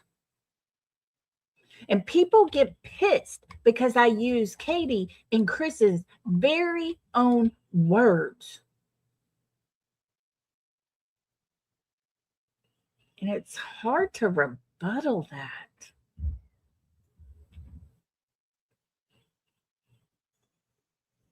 It's very hard to rebuttal the words that those people have said and the things they've done. And it pisses them off. We've all heard it. We've all seen them. They go on those other panels and talk and laugh and cut up. Hell, Chris even dressed like Seth and made fun of him on another YouTuber's live stream. We all saw that. But boy, they thought it was funny. What is funny about making fun of a father who is fighting to find his son? You're the stepfather. Why don't you have a little dignity and try to find your stepson? Oh, wait, I can't say that because people that know exactly where they've put it aren't going to go looking for it. Oh, these people. And one day we're going to come out and tell some things. You don't hold crap like that. Does law enforcement know those things? Why don't you tell us the kind of questions they asked you when they interrogated you? How about that? How about that? How about sharing with us the reason your wife pled the fifth so as not to incriminate herself? Why did she lawyer up and not speak no more when all the cops were trying to do is find your child? How do they rebuttal that? How are they going to tell me that's lies? Those things happened. Those are facts.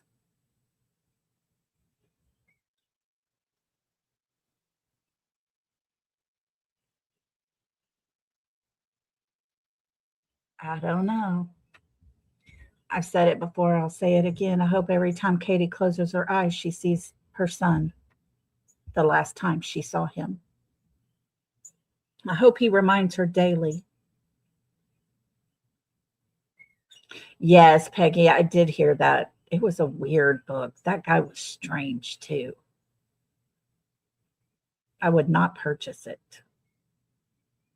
I read the back cover. I would not purchase it. Because he wrote it early, before her case ever blew up big.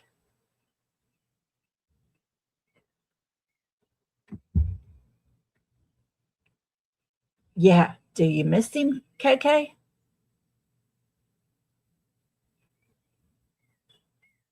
Do y'all miss him? Because y'all sure as hell don't act like you do.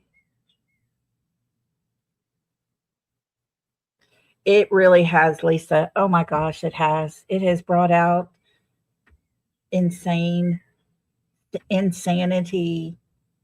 the darkest, the lowest, all the things. So did Summer Wells' case. And that's what made me completely stop her case for a while because I wasn't going to be a part of that. I didn't want to contribute her name into all that BS.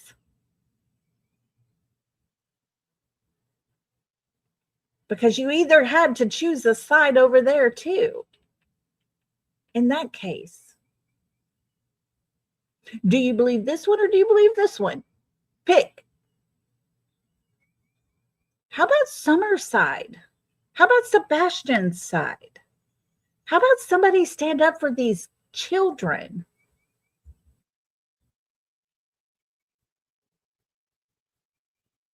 Yeah, that's one thing I'd like to ask Katie. What did you tell that young man while y'all were sitting in a booth at Texas Roadhouse? Because it was not a good conversation, we could tell.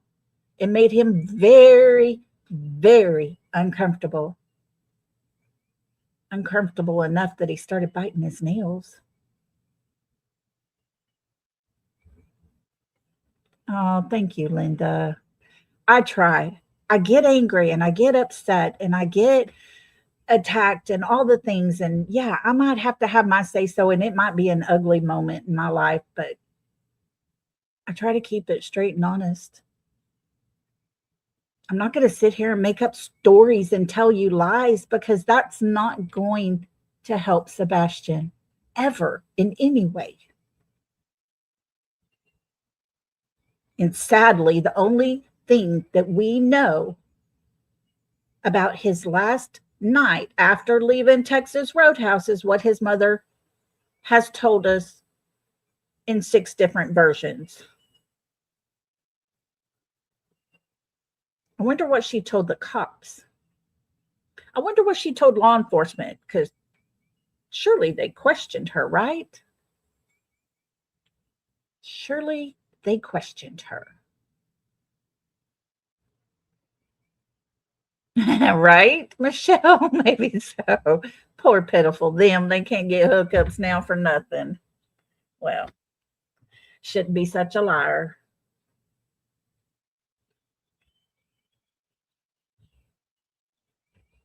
Just saying.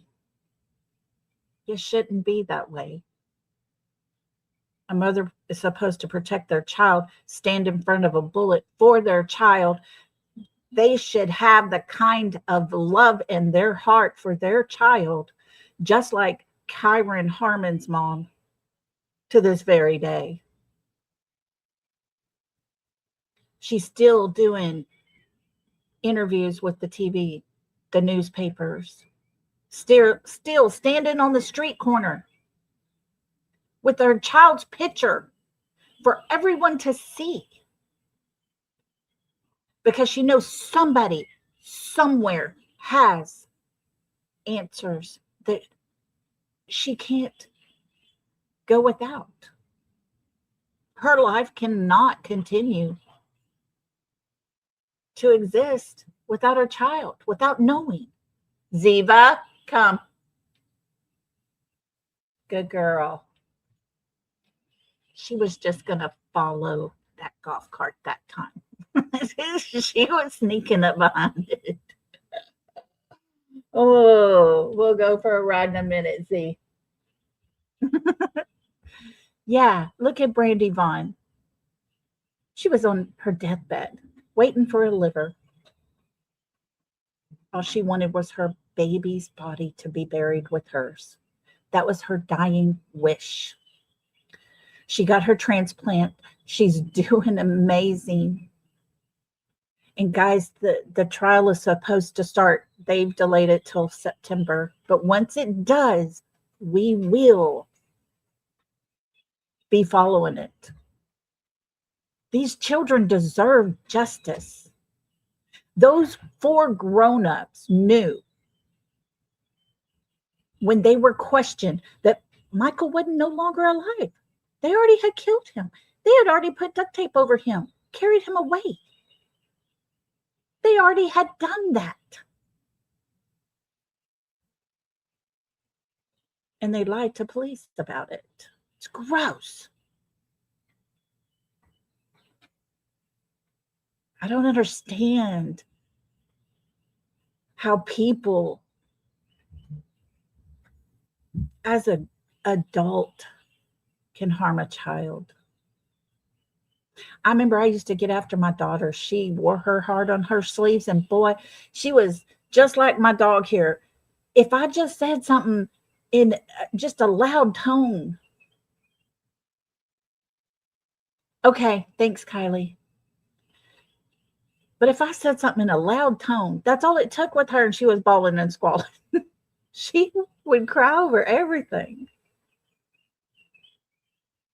And I couldn't even, it would break my heart if I talked a little too loud when I was upset with her because it made her cry. And I would have to sit with her and hug her and hold her and tell her how much I love her and explain to her the reason why I had gotten upset with her and what she needed to try to do next time so that she didn't do wrong. I couldn't imagine harming a child. And these people who discarded their children should not be allowed to travel the world. I'm sorry. They should be locked up with rusty metal handcuffs.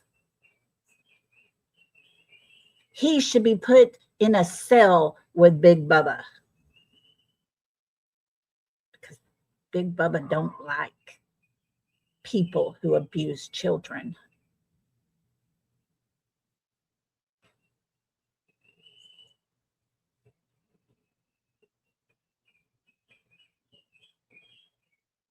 She should be isolated for the rest of her life. Let her go insane like Brian Kohlberger is doing now. Because even though you don't have access to other people, you wouldn't believe the words he hears all night long, the smells that he gets all night long, because those air vents are all connected. And they don't like people who hurt kids. I heard it was, but I haven't heard anything confirmed.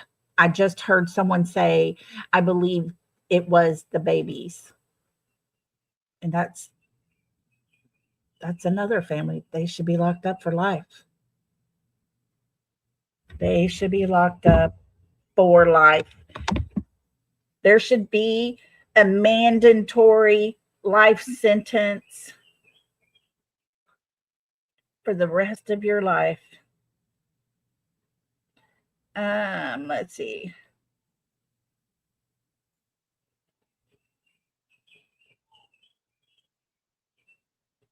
But there's people that walk this earth that are complete monsters.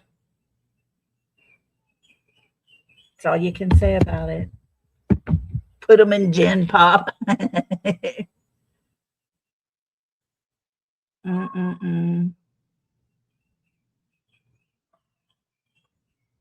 So Kylie, you made a post and the link's in that post. Is that what you're saying? Brown, are you in here, Brown Eyes?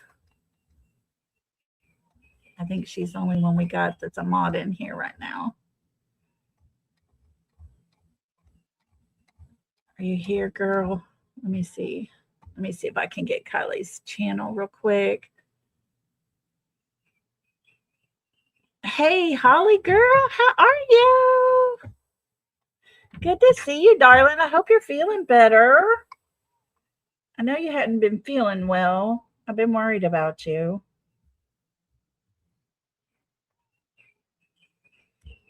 Okay, hang on. I'm going to go to Kylie's channel.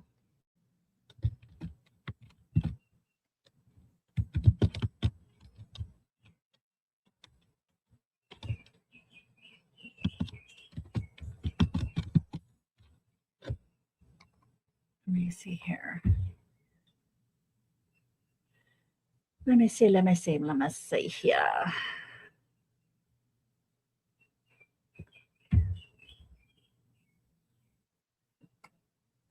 Okay, let me see here.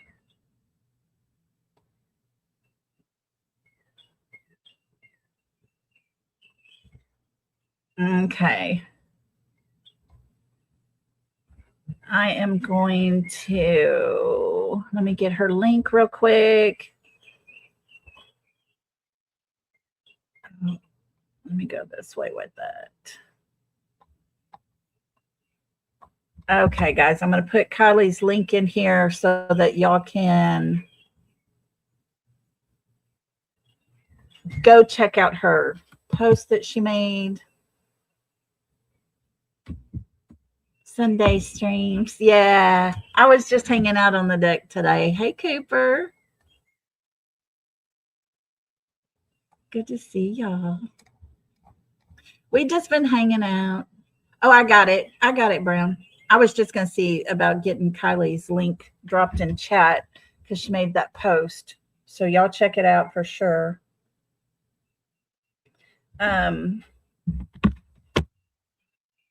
Man, it's already been 2 hours. It's 48 today. Oh my gosh, we're like low 80s, like 80, 81. It's like a nice day, but we got a cool breeze.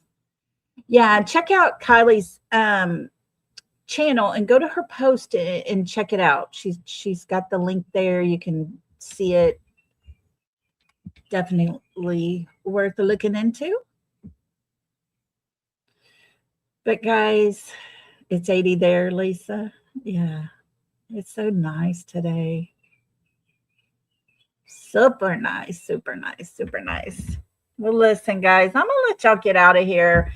I am going to take Miss Ziva for a ride. She's trying to jump on all these golf carts going by. I'm telling you, if they had little kids on it, she would for sure jump up there and ride with them. And she's so funny. But I appreciate y'all coming to hang out with me today. I really do. I'm so grateful to have y'all. Y'all just don't know. And I think today we had some good conversations, some good thoughts that we shared, all the things we talked about. It's important. All of it. We might have heard it before, but it's important to be reminded of it so that we don't forget the reason why we're here. And that's for Sebastian.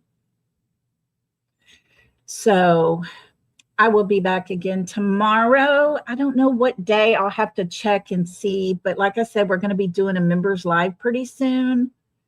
And it, you know, she's a little crazy. She comes with her own warning label. Okay, y'all. But y'all can ask her anything you want to about me. I just give you a little caution to the wind about what you might hear from her. But I thought it would be a fun thing to do. So I know, Holly, it is so frustrating. Yeah, Kylie dropped the link to Texana's post in chat and she emailed it to me. So she's got the link. Y'all check it out for sure. And she put it here in chat as well. So we need to make sure Seth gets a little bit of attention to that so that he can stop that. There is no way that woman should be allowed to make a movie, a book deal, or anything pertaining to Sebastian Wayne Drake Rogers. I wouldn't do that to a parent. I wouldn't do it. No one should do that. Just not cool. But not everybody's cool like us. So, anyways, y'all take good care of yourselves. And remember, y'all are so loved and appreciated. Yes, Holly, she is. That's what she's been put out. She put a post out. It's gross. Oh, Cecilia, we're fixing to end it out. Good to see you, though. It's all good. It's all good. No worries. No worries. And like I said, guys, if any of y'all go back and watch replay, the ads are a little much, but I had to do it just so I can be able to make enough to pay my storage. So that's why there's so many ads. And I apologize ahead of time. But I appreciate everyone that does watch on replay. I appreciate y'all understanding. We won't keep it like that forever. But y'all have a super good night. Be on the lookout for tomorrow's stream. And until next time, love and hugs, everybody. Good night.